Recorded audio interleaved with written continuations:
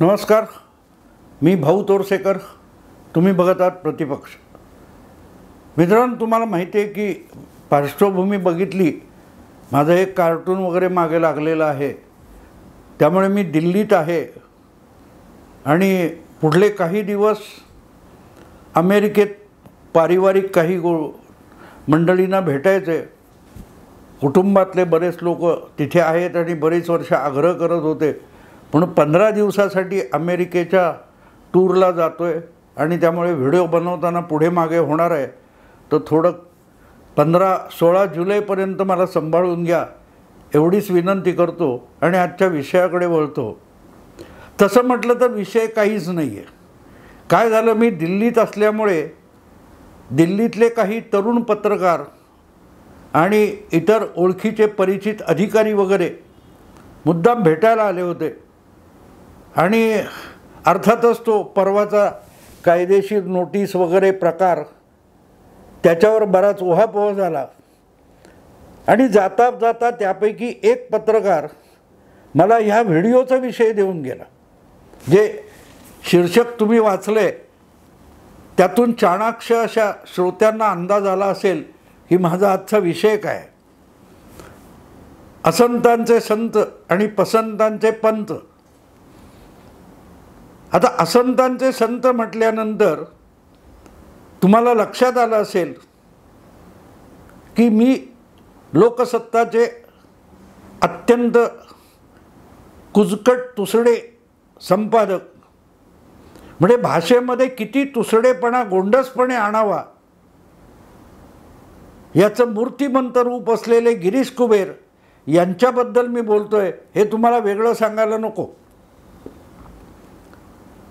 मी सहसा नावं घेऊन बोलत नाही, पण हे बोलायची वेळ एवढ्यासाठी आली की जो ह्या गेल्या आठवड्यामध्ये भाजपच्या एका महिला नेत्याने मला लीगल नोटीस पाठवली आणि ती अर्थात परत घेतली, यावरून जो मराठी माध्यमामध्ये गदारोळ आणि गहजब झाला, थोड्याफार प्रमाणात इतरही इंग्रजी हिंदीमध्ये पण झाला, त्यावर कुत्सित भाष्य करण्याची संधी कुबेर संपादित लोकसत्ताने सोडली असती तर नवल. आणि माणसं किती शेपूट घाली असतात त्याचा नमुना म्हणजे असे लेख लिहायचे आणि त्याच्यावर लोकसत्ता टीम असं नाव द्यायचं. लोकसत्ता टीम म्हणून आपण कोणाची टिमकी वाजवतो हे असले कथित संपादक कधी सांगत नाहीत. आणि त्यांनी नोटीस दिली, नोटीस वापस घेतली. कथित पत्रकार, आपल्याला हवे तेच खरे खोटे करून सांगणारे वगैरे वगैरे नेहमीची कुत्सित भाषा वापरली. पण माणूस निर्बुद्ध असला, कुबेरांसारखा एखादा निर्बुद्ध माणूस जेव्हा आपण प्रचंड बुद्धिमंत आहे तसं दाखवायला जातो तेव्हा तो नेमका आपल्याच सोबडीत मारून घेत असतो याचं भान त्या लोकांना कधीही येत नाही. आणि म्हणूनच ते असल्या नको त्या गोष्टी खाजवत बसलेले असतात. भाऊ तोरसेकरला नोटीस मिळाली आणि भाऊ तोरसेकर हा सातत्याने भाजपची बाजू मांडणारा पत्रकार आहे, कथित पत्रकार आहे, आपला लाडका वगैरे वगैरे जे काय असेल ते. आणि त्याला दिलेली नोटीस परत घेतली. अरे, लीगल नोटीस परत घेतली. लीगल नोटिसा अशा शेकड्यांनी रोज दिल्या जातात आणि हजारांनी परत घेतल्या जातात. पण जगाच्या इतिहासामध्ये कुठल्याही संपादकाने कधी आपला अग्रलेख परत घेतलेला नाही. संपादकीय लेख परत घेतल्याचा इतिहास माझ्या तरी ऐकिवात किंवा वाचनात नाही. तो जागतिक विक्रम करणारे लोकसत्ताचे संपादक गिरीश कुबेर यांना खाजवावं असं वाटलं, जरा खाजवा की. आणि त्यांनी ही खरूच खाजवलेली आहे आणि हरकत नाही. इतर अनेक माध्यमं, वर्तमानपत्रांनी याच्यावर खाजवून घेतली. पण एक गोष्ट माणूस निर्बुद्ध असला की तो कुठे खाजवतोय ह्याचं त्याला भान राहत नाही. गिरीश कुबेर हा असा माणूस आहे की आपण काय खाजवतोय आणि आपण जे खाजवतोय ते बघून लोक आपल्याला खोड्यात काढतील याचं पण भान नसलेला बुद्धिमान, म्हणून आपण गिरीश कुबेर यांच्याकडे बघू शकतो. अन्यथा त्यांनी हे जे काय असलं छापलंय, असलं जे काय छापलेलं आहे, बूंद से गई वो हौद से नहीं आती. अरे ती गोष्ट बिरबलाची, बादशाची लिहिता एवढं तरी डोकं चालवा की अशा गोष्टी आणि अशी उदाहरणे दिली की आपणच आपल्या थोबाडीत मारून घेत असतो. आपण दुसऱ्यांचं खाजवायला जातो पण आपणच खाजवतोय आपलं, आणि जग बघून आपल्याकडे फिरी फिरी हसते हे पण लक्षात येत नाही. एक नोटीस दिली जाणं आणि परत घेणं यामध्ये काय फार मोठं नसतं, पण संपादकीय परत घेणं 10-12 वर्ष उलटून गेली.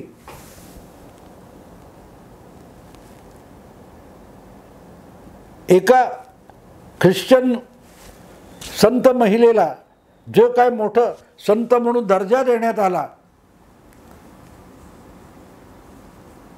कोलकात्याच्या, तेव्हा त्याची खिल्ली उडवताना निधर्मवादी झालेले गिरीश कुबेर यांनी असंतांचे संत म्हणून प्रदीर्घ लेख लिहिला होता. मदर तेरेसा, आणि मालकाकडून एक सणसणीत कानफडीत थप्पड बसली तेव्हा दुसऱ्या दिवशी चौकट लिहून आम्हाला कोणाच्या भावना दुखवायच्या नव्हत्या म्हणून तो अग्रलेख परत घेत आहोत असा बेशरम खुलासा चौकट टाकून ज्या संपादकाने केला, असा जगाच्या पाठीवर हा एकमेव संपादक आहे. मग त्याला काय हौद से गई वो बूंद से नहीं आती म्हणायचं? अगदी बिरबलाच्या गोष्टी सांगता, बादशाच्या गोष्टी सांगता, हिसाब नीती पंचतंत्राच्या गोष्टी सांगता, तर त्याचा आशय काय आहे तो समजून घ्या ना.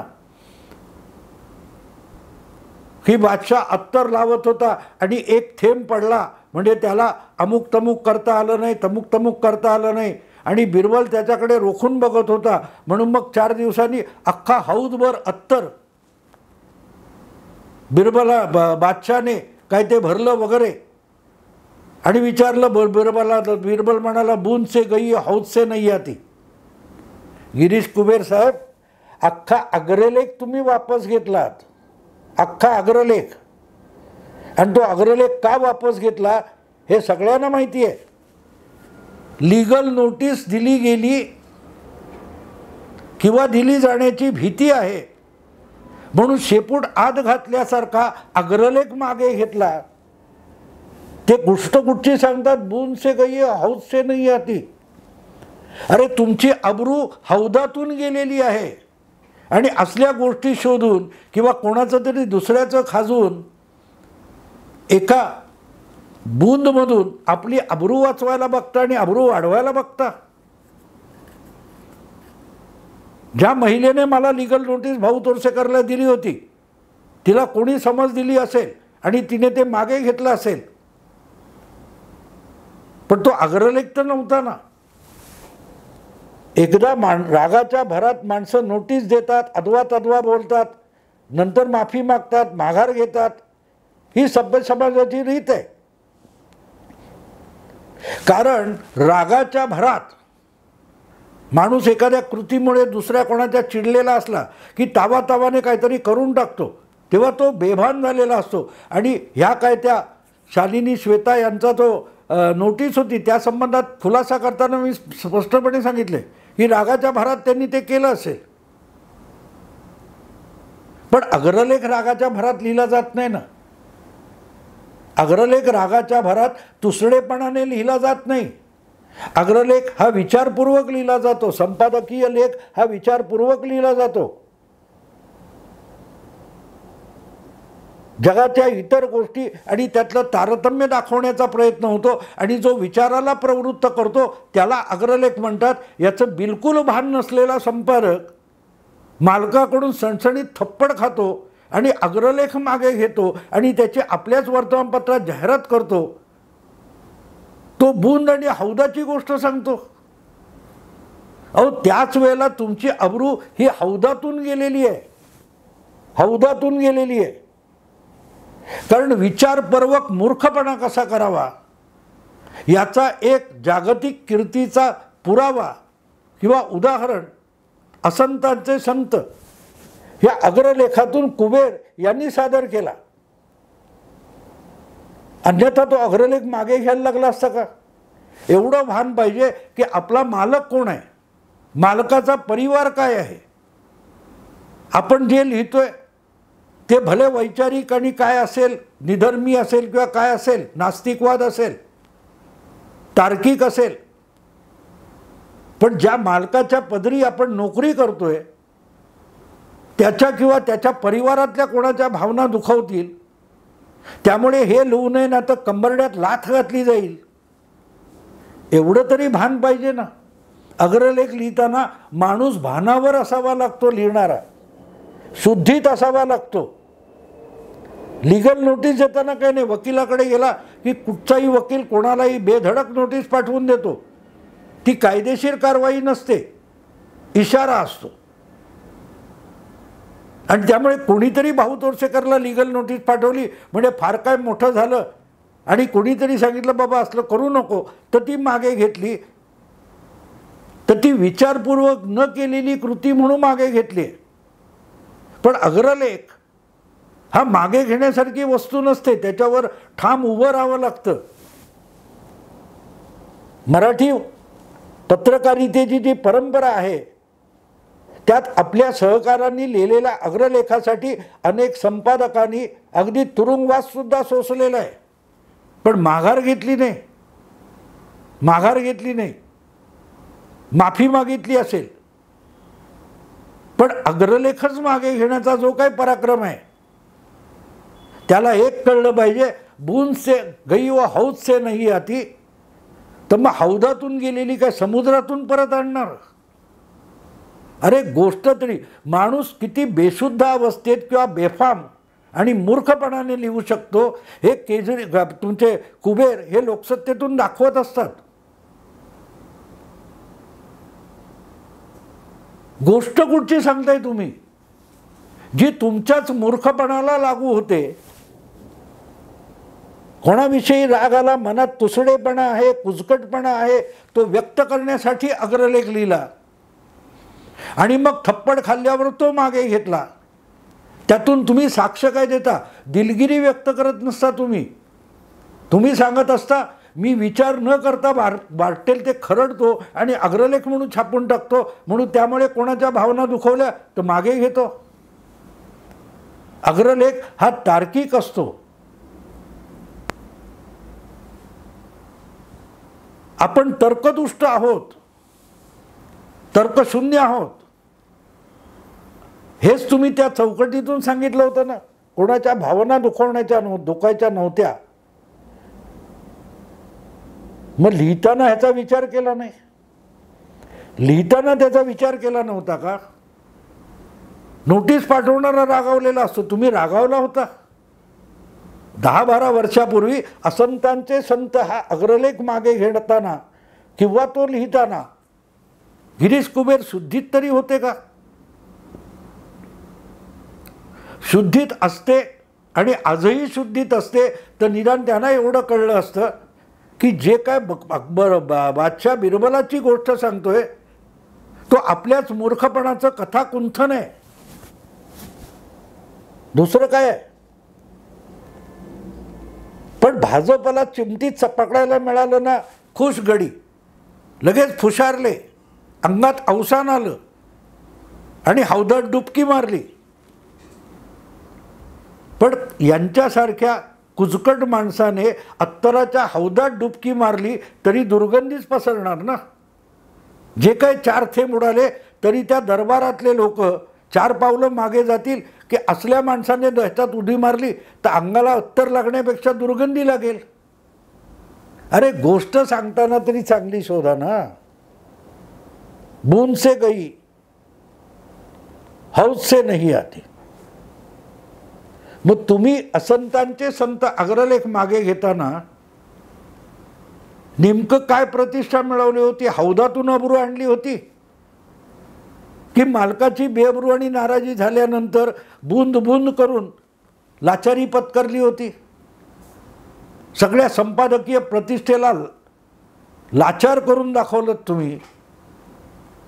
नोकरीसाठी अगतिक झालेला एक लाचार संपादक, यापेक्षा कुबेरांची ओळख वेगळी काय असू शकते. या महाराष्ट्रामध्ये लोकमान्य नावाचा एक पेपर होता, वर्तमानपत्र होतं. हा लोकमान्य नावाचा पेपर जन्मभूमी ग्रुपकडून चालवला जायचा. मला वाटतं पावा गाडगीळ त्याचे संपादक होते. संयुक्त महाराष्ट्राच्या आंदोलनात महाराष्ट्राची बाजू खंबीरपणे त्या मराठी वृत्तपत्रातून मांडली जात होती. आणि जेव्हा मालकांनी सांगितलं, मालक गुजराती, ते म्हणाले मराठी बाजू घेऊन चालणार नाही तुम्हाला, तेव्हा त्या संपादकाने सांगितलं मी मराठी आहे आणि मराठीचीच बाजू संयुक्त महाराष्ट्राची मागणी लावून धरणारच लिहिणार, माघार नाही घेणार.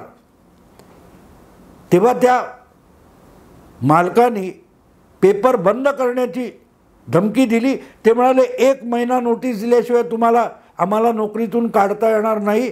आणि त्या संपादकाबरोबर लोकमान्य वर्तमानपत्राचे सगळे पत्रकार 1 महिन्याची नोटीस देऊन नोकरीवर लाथ मारायला तयार झाले. ही मराठी पत्रकारितेची परंपरा आहे, ज्याला असंतांचे संत प्रकरणी माफी मागून अग्रलेख मागे घेऊन कुबेरांनी काळीमा फासला. नोकरी टिकवण्यासाठी अग्रलेख मागे घेणारे हे संपादक आहेत. आणि लोकमान्यचे संपादक पुढचा महिनाभर संयुक्त महाराष्ट्र आंदोलनाचं खुलेआम समर्थन करत त्याच गुजराती मालकाच्या वर्तमानपत्रामध्ये रोज मराठीच्या बाजूने अग्रलेख लिहित होते. पण अग्रलेख मागे घेत नव्हते. नोकरीवर लाथ मारली, 1 महिन्याने सगळे बाहेर पडले. ती परंपरा आहे. तो सागर आहे आमचा, तो हौद आहे. हौद आणि मुतारी यातला ज्यांना फरक कळत नाही ते बूंद से गई हौद से नहीं आती वगैरे बोलतात. कारण हे पसंतांचे पंत आहेत. कोणी राज्यसभा देईल का, कोणी विधान परिषद देईल का. म्हणून लाचारीने आषाढभूतपणे वेगवेगळ्या पक्षांच्या दारात वाडगा घेऊन बसलेले संपादक नसतात, ते अगतिक लाचार असतात.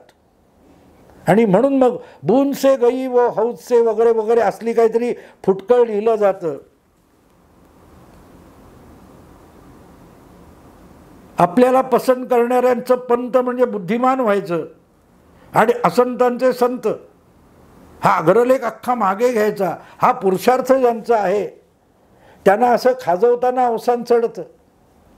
गरज नव्हती, एवढी काही मोठी गोष्ट नव्हती. एक नोटीस दिली गेली आणि मागे घेतली गेली. पण भाजपला चिडवायचं, भाजपच्या समर्थकांना चिडवायचं, यासाठी पत्रकारिता बाजार बसवी करून टाकलेली ज्यांनी आहे त्यांना बूंद आणि हौद वगैरे शब्द तरी कळतात का.